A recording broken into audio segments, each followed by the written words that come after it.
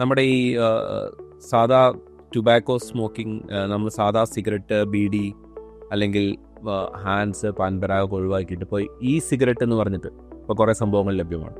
അത് സേഫ് ആണെന്നൊക്കെ പറഞ്ഞിട്ടാണ് ഈ പ്രചരിപ്പിച്ചിരുന്നത്. എന്താണ് അതൊരു സൈക്കോളജിസ്റ്റ് പോയിന്റ് ഓഫ് വ്യൂവിൽ ഈ സിഗരറ്റിൻ്റെ advantage or disadvantage? As a psychologist പറയുമ്പോൾ അതിന് കൂടുതൽ അതിൻ്റെ എഡിക്ഷൻ മെക്കാനിസത്തിനെയാണ് ഫോക്കസ് ചെയ്യാനുള്ള, ഹെൽത്ത് ഹസാർഡ്സ് എന്തൊക്കെയാന്നുള്ളതിനപ്പുറത്തേക്ക്. അപ്പോൾ ഈ സിഗരറ്റ്സ് ഉപയോഗിക്കുന്നു എന്നുള്ളത് നിങ്ങളുടെ അഡിക്ഷൻ കോസ് ചെയ്യില്ല എന്നില്ല, അതും ഒരു അഡിക്ഷൻ്റെ ഭാഗമായിട്ട് മാറാം. ഈ സിഗരറ്റ്സ് എവിടെ വെച്ച് ഉപയോഗിക്കുന്നു, എങ്ങനെ ഉപയോഗിക്കുന്നു എന്നുള്ളതിൻ്റെയൊക്കെ ബേസിസിൽ നമ്മൾ നോർമൽ സിഗരറ്റ്സിൻ്റെ കേസിൽ പറഞ്ഞ സെക്കൻഡ് ഹാൻഡ് സ്മോക്കിങ്ങിൻ്റെയും തേർഡ് ഹാൻഡ് സ്മോക്കിങ്ങിൻ്റെയും ഒക്കെ ഇഫക്റ്റ് ഈ സിഗരറ്റ്സിലും ഉണ്ടാവും. വേറെ ഒന്ന്, ഒരു ഗേറ്റ് വേ പോലെ പലപ്പോഴും ഈ സിഗരറ്റ്സ് വർക്ക് ചെയ്യാറുണ്ട്.